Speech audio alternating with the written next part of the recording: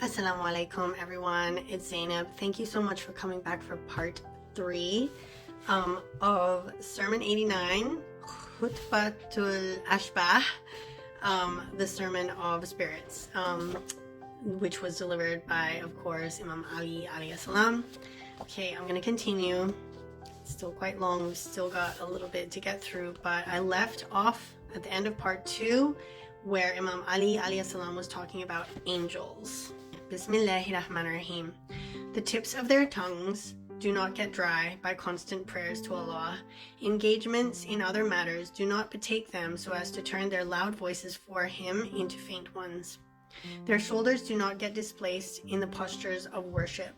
They do not move their necks this way and that way for comfort in disobedience of His command. Follies of negligence do not act against their determination to strive, and deceptions of desires do not overcome their courage. They regard the Master of the Throne, Allah, as the store for the day of their need. Because of their love for Him, they turn to Him even when others turn to creatures. They never reach the extreme limit of worshipping Him. Their passionate fondness for worshipping Him does not turn them except to the springs of their own hearts, springs which are never devoid of His hope and of fearing Him. Fear of Allah never permits them to slacken in their efforts, nor have temptations entrapped them so that they may prefer this light search over their serious effort. They do not consider their past virtuous deeds as being significant, for if they had considered them significant, fear will have wiped out hopes from their hearts. They did not differ among themselves about their sustainer as a result of Satan's control over them. The vice of separation from one another did not disperse them. Rancor and malice did not overpower them. Ways of wavering did not divide them. Differences of degree of courage did not divide them. Thus they are devotees of the faith. Neither crookedness of mind, nor excess, nor lethargy, nor languor breaks them from its rope. There is not the thinnest point in the skies without an angel over it prostrating before Allah or busy in quick performance of His commands. Through lengthy worship of their sustainer, they increase their knowledge, and the honor of their sustainer increases in their hearts. Allah spreads the earth on stormy and tumultuous waves and the depths of swollen seas, where waves clash with each other and high surges leap over one another. They emit foam like a camel at the time of its sexual excitement.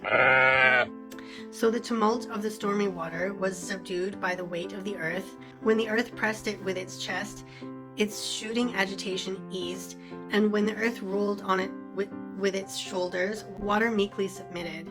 Thus, after tumult of its surges, it became tame, overpowered, an obedient prisoner in the shackles of disgrace, while the earth spread itself and became solid in the stormy depths of this water. In this way, the earth put an end to the pride, self-conceit, high status, and superiority of the water, muzzling the intrepidity of its flow. Consequently, it stopped after its stormy flow, settling down after its tumult.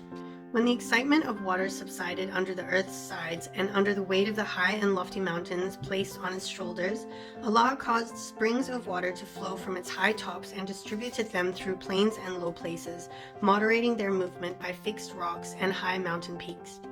Then waters trembling came to a standstill because of the penetration of mountains in various parts of its surface and their being fixed in its deep seas standing on its plains. Then Allah created the vastness between the earth and the firmament, providing the blowing wind for its inhabitants.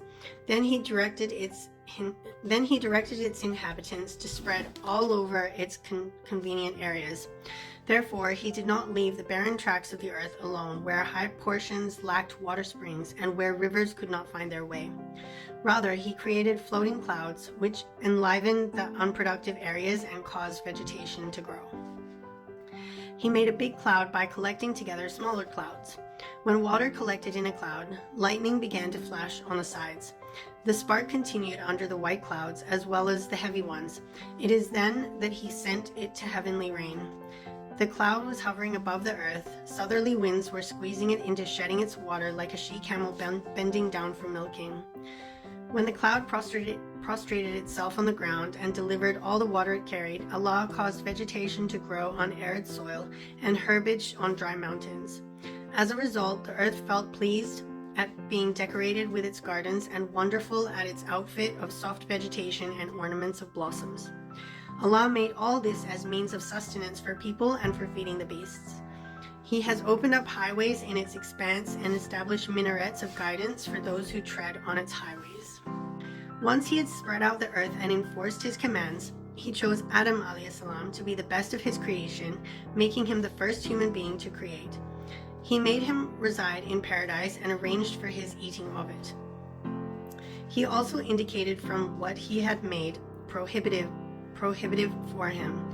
He told him that proceeding towards prohibitives meant disobeying him, thus jeopardizing his own status. But Adam did what he had been banned from doing, just as Allah already knew beforehand. Consequently, Allah sent him down after accepting his repentance to populate his earth with his progeny and serve as a proof and plea for him among his creatures.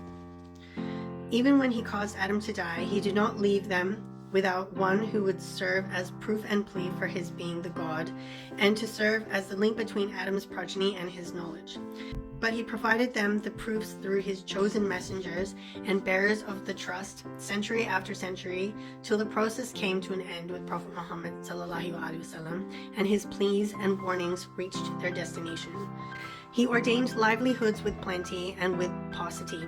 He distributed them narrowly as well as profusely. He did it with justice in order to test whomsoever he desired, with prosperity or with destitution, and to test through it the gratefulness or endurance of the rich and of the poor. Then he coupled plenitude with misfortune of destitution, safety with distresses of calamities, and pleasures of enjoyment with pangs of grief. He created fixed terms and made them long or short, earlier or later, ending them with death. He had made death capable of pulling up the ropes of ages and cutting them asunder. He knows the secrets of those who conceal them, the secret conversations of those who engage in them, the inner feelings of those who indulge in guesses, the established certainties, the inklings of the eyes, the inner contents of the hearts, and the depths of the unknown. He also knows what can be heard only by bending the holes of the ears, the summer resorts of ants and the winter abodes of the insects, the resounding of the cries of wailing women, and the sound of the steppes. He also knows the spots in the inner sheaths of leaves where fruits grow, the hiding places of beasts, the caves in the mountains and the valleys, the hiding holes of mosquitoes on trees, trunks, and herbage, the sprouting points of leaves and branches, the dripping points of semen passing through passages of loins, the small rising clouds and the big giant ones, and the drops of rain in the thick clouds, the particles of dust scattered by whirlwinds through their skirts, the lines erased by rain floods, the movements of insects on sand dunes, the nests of winged creatures on mountain cliffs, and the singing of chattering birds in the gloom of their brooding places. MashaAllah. Never heard such beautiful words. There's going to be a part 4. Please stay tuned.